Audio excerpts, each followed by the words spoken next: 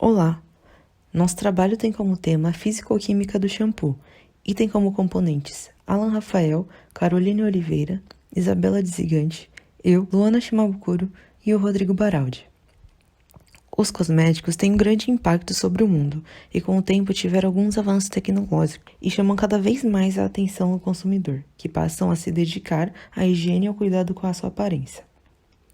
O petróleo contribuiu para o aumento da produção em grande escala de algumas substâncias, incluindo a indústria dos cosméticos e todos os seus segmentos. O aumento pela busca desses produtos fez com que se aumentasse a renda do país e a geração de empregos. Um ponto a se destacar é que aumentaram também as pesquisas pelas áreas sustentáveis e pela inovação em produção limpas, econômicas e ambientalmente corretas, devido à exigência da sociedade. Pensando mais profundamente, o que são cosméticos? A definição encontrada para cosméticos são preparações constituídas de substâncias naturais ou sintéticas de uso externo nas diversas partes do corpo humano: pele, sistema capilar, unhas, lábios, órgãos genitais externos, dente e membranas mucosas da cavidade oral, com o objetivo exclusivo ou principal de limpá-los, perfumá-los, alterar sua aparência, corrigir odores corporais, protegê-los ou mantê-los em bom estado. Devido à manipulação de fórmulas existente nesse setor, viu-se a necessidade da criação da regulamentação para a produção dos cosméticos pelo órgão regulamentador, a Anvisa. Esse é o segundo maior segmento na indústria dos cosméticos, o mercado capilar, sendo o shampoo um dos produtos mais utilizados. Segundo o Mintel, o mercado capilar atingiu em 2017 cerca de 12,45 bilhões de dólares e cerca de 91% da população brasileira se declara usar shampoo. Como pode-se perceber, a indústria dos cosméticos tem uma vasta área.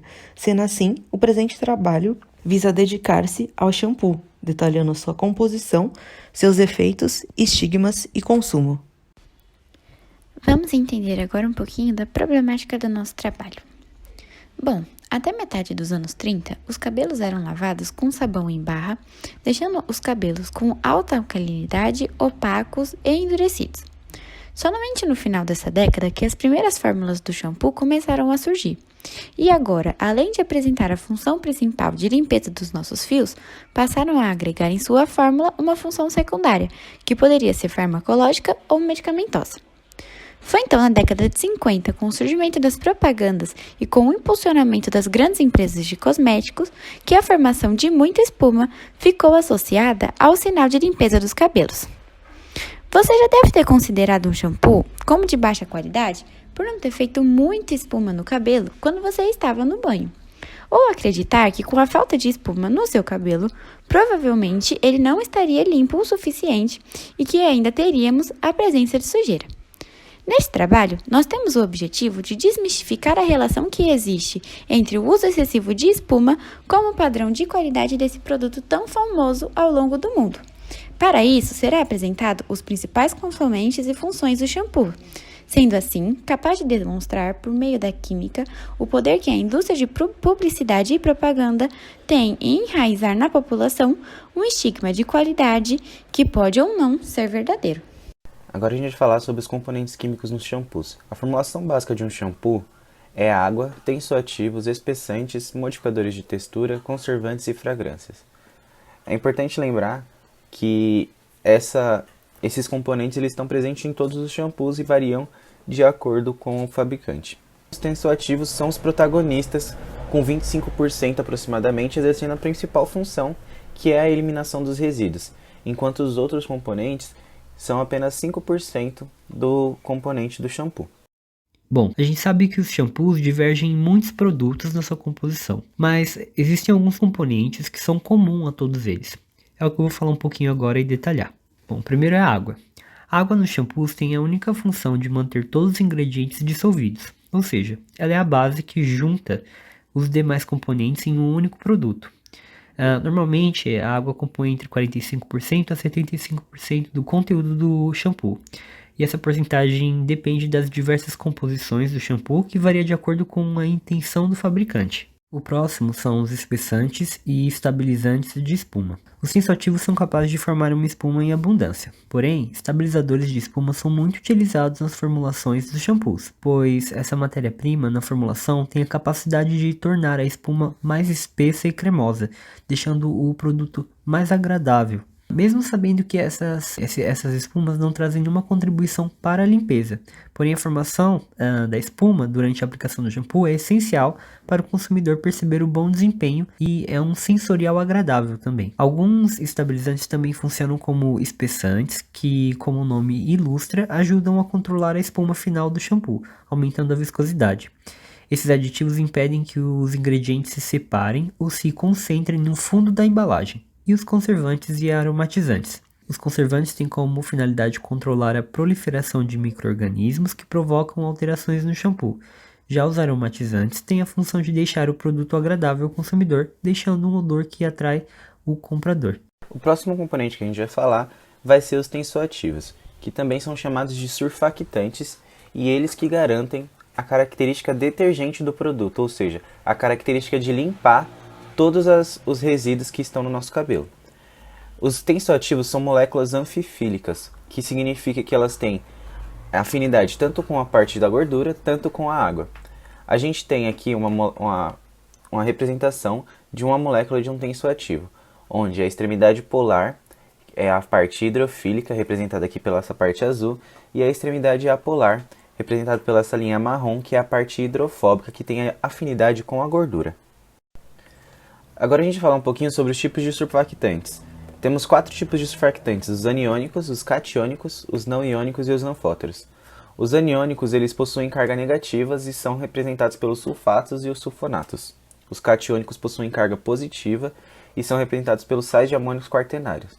Os não iônicos eles não possuem cargas e são representados pelos álcoois graxos e os álcoois cetoasterílicos. Os não fóteros eles possuem tanto carga positiva e carga negativa, isso vai depender do pH do meio em que eles vão estar inseridos, e são representados pelos aminoácidos e os derivados de betaína.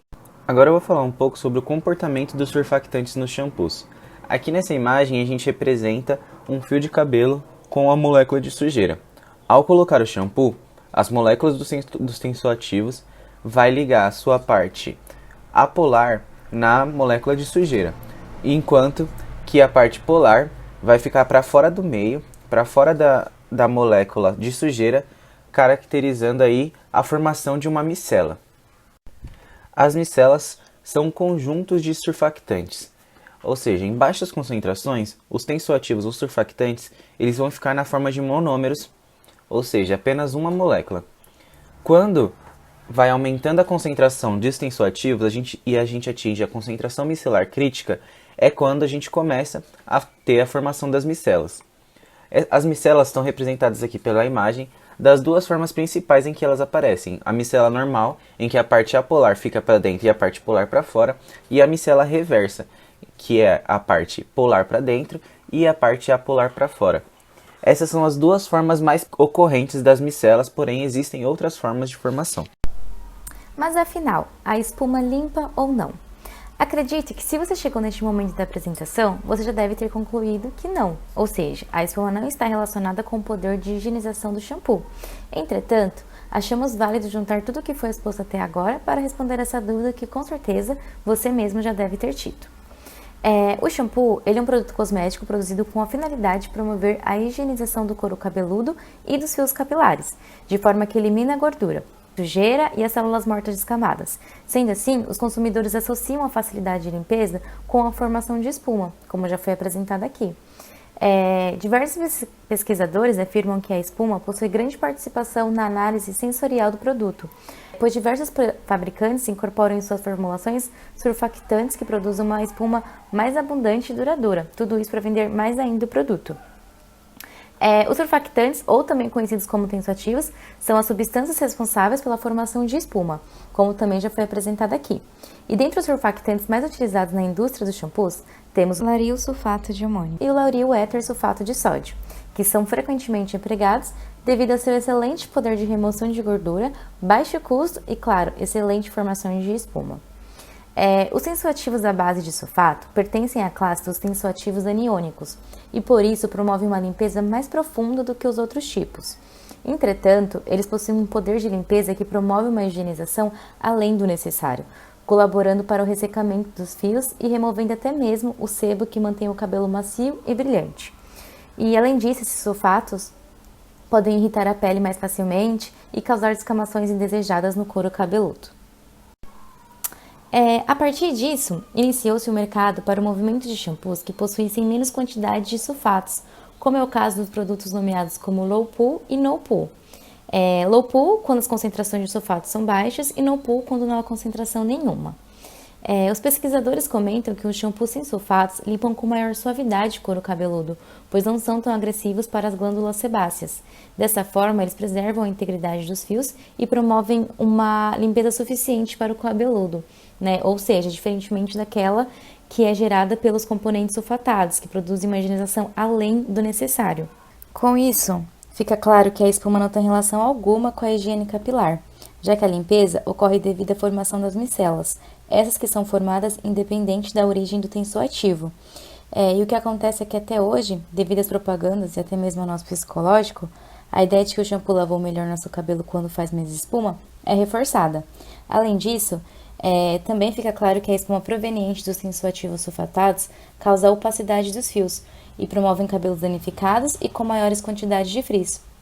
E justamente pensando nisso, está criando-se um mercado de cosméticos que está cada vez mais investindo em shampoos livres de sulfatos, já que a espuma não está relacionada com a ação higiênica que o produto deve possuir. Por fim, nesse trabalho foi possível estabelecer uma discussão a respeito dos compostos do shampoo, seus tensoativos, suas propriedades e a qualidade ofertada aos consumidores, mostrando quimicamente a função e componentes presentes na maioria dos shampoos, que com o avanço de pesquisas e o maior conhecimento das interações dessas substâncias com o couro cabeludo e os fios, por exemplo, percebe-se cada vez mais a preocupação dessa área industrial em ofertar saúde ao consumidor. Também falamos a respeito e tentamos desmistificar alguns estigmas relacionados à espuma e higiene, como a indústria tem grande poder influenciador sobre os consumidores nesse aspecto, podendo, em alguns casos, difundir interpretações errôneas sobre características benéficas ou não dos produtos. Por isso, é de extrema importância estar atento a algumas características que podem ser associadas de forma incorreta.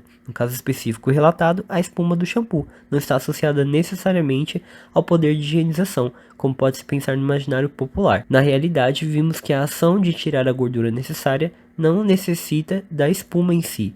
A espuma é um complemento que ajuda nas vendas e está intrinsecamente ligado à melhor experiência do consumidor com o produto. Essas foram as nossas referências utilizadas na construção desse seminário. Muito obrigado a todos que assistiram.